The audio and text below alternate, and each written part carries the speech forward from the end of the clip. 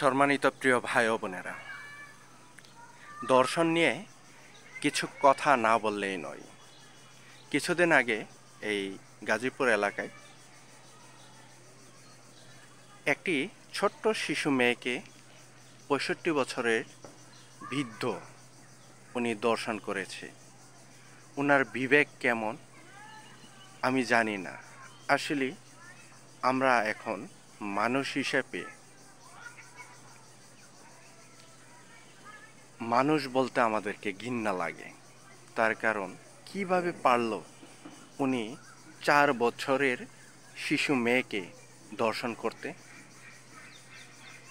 আমার শুনে ভীষণ খারাপ লেগেছে। তার কারণ যেই দিন আমাদের অফিসে একটু গ্যাঞ্জাম চলছিল, সেই সময় এই ঘটনাটা ঘটেছে।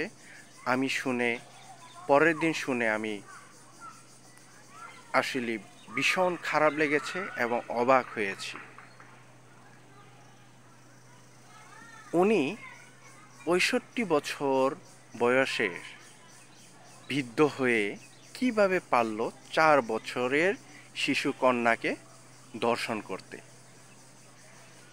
আসলে এই কিছুদিন বলতে ৫-৬ মাস ধরেই এত পরিমাণের দর্শনের শিকার হচ্ছে যা বলার বাইরে। তাও কি বেশিরভাগ ছোট ছোট শিশু বাচ্চাদেরকে দর্শন করা হচ্ছে।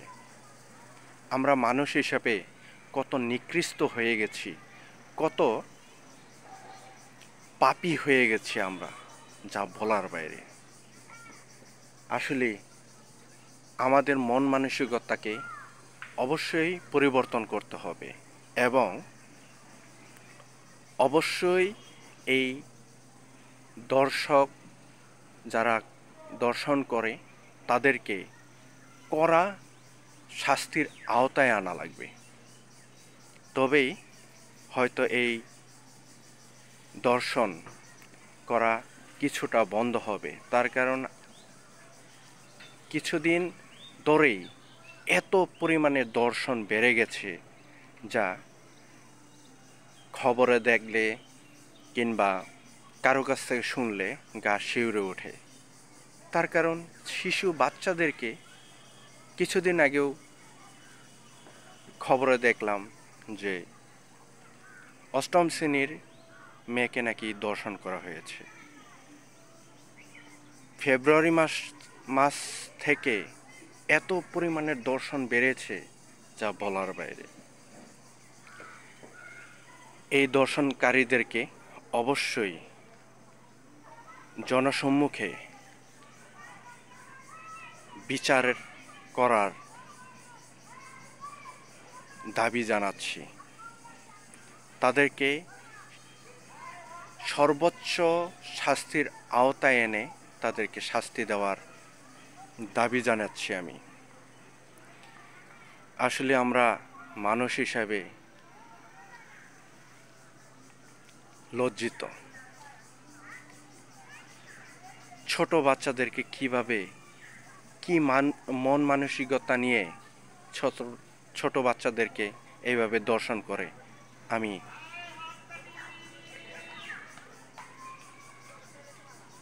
এই কথাগুলো বলতে গিয়েও আমার কিন্তু মাথা ঘুরাচ্ছে। এত ছোট বাচ্চাকে কিভাবে দর্শনের তার লালসা জাগে, আমি সেই জিনিসটাই বুঝতে পারছি না। আমরা আসলে কোথায় নেমে গেছি? আমরা মানুষ হিসাবে এতটাই নিকৃষ্ট হয়ে গেছি যা বলে বোঝাতে পারবো না।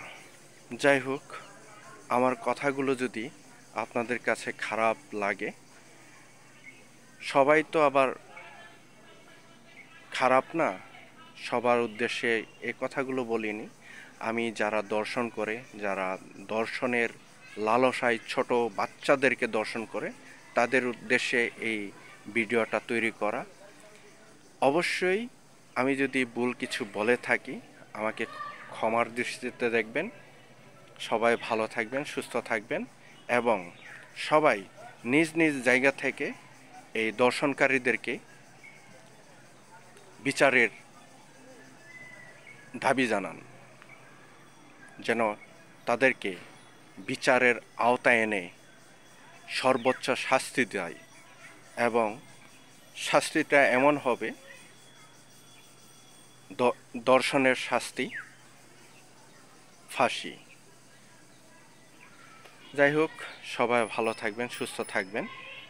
সবাইকেই খুদা হাফেজ।